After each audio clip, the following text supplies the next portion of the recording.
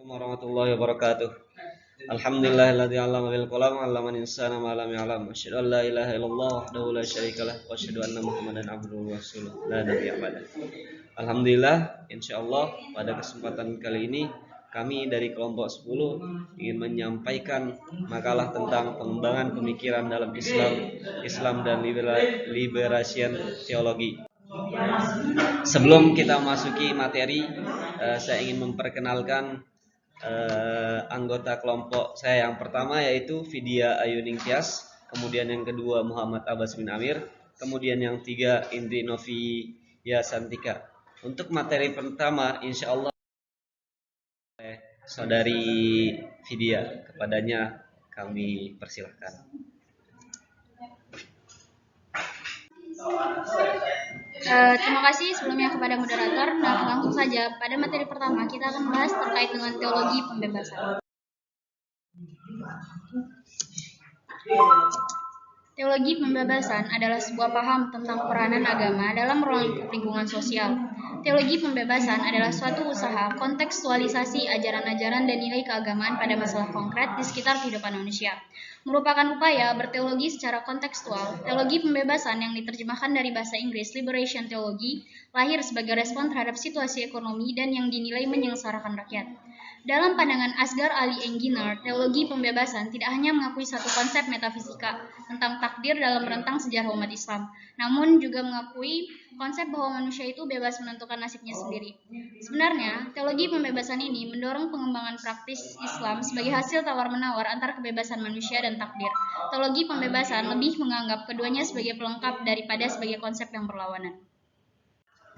Terima kasih untuk penuturan untuk materi yang pertama dari saudari Vidya.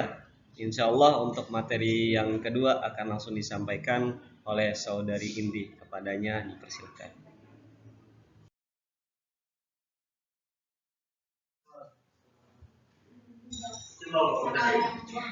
Baik, bismillahirrahmanirrahim. Terima kasih pada saudara Abbas yang telah memberikan saya kesempatan untuk menjelaskan materi kedua, yaitu latar belakang teologi pembebasan.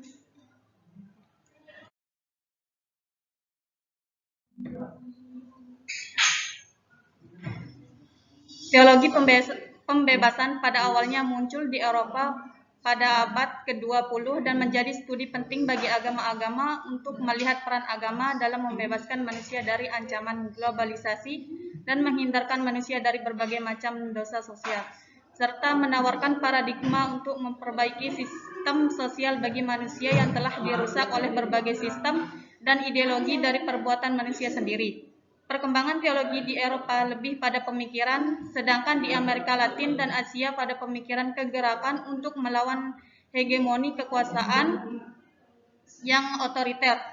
Teologi pembebasan di Amerika Latin merupakan bagian dari gerakan para agamawan melawan hegemoni kekuasaan negara yang otoriter.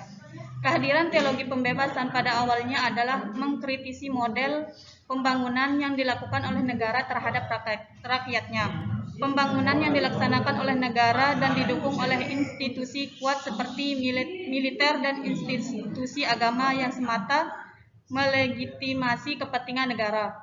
Seperti yang pernah dinyatakan oleh Leonardo Hobbes, teologi pembebasan adalah pantulan pemikiran sekaligus cerminan dari keadaan nyata suatu praksis yang sudah ada sebelumnya.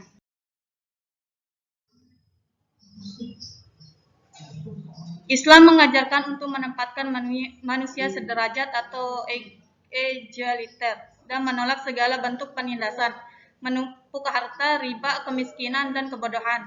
Menurut Al-Quran, hak atas kekayaan itu tidak bersifat absolut. Semua yang ada di bumi dan di langit adalah kepunyaan Allah dan kita dilarang untuk membuat kerusakan di sana. Konsep keadilan, ekonomi, politik, dan sosial Ibn seorang ahli hukum abad pertengahan berkali-kali dikutip oleh Engineer sebagai acuan. Ibn mengatakan bahwa kehidupan manusia di muka bumi ini akan lebih tertata dengan sistem yang berkeadilan walau disertai suatu perbuatan dosa, daripada dengan tirani yang alim. Ekstrimnya dikatakan bahwa Allah membenarkan negara yang berkeadilan walaupun dipimpin oleh orang kafir, dan menyalahkan negara yang tidak menjamin keadilan meskipun dipimpin oleh seorang muslim. Oke, terima kasih banyak kepada Saudari Indi untuk penuturan tentang materi yang kedua. Dan selesai sudah materi dari kelompok 10 yang kami sampaikan. Kurang lebihnya kami mohon maaf jika ada perkataan atau salah dari materi yang kami sampaikan. Nahtatimu bil hamdalati alhamdulillah rabbil alamin. Kafaratul majlis subhanakallahumma wa bihamdika asyhadu an la ilaha illa anta astaghfiruka wa atubu ilaik. Assalamualaikum warahmatullahi wabarakatuh.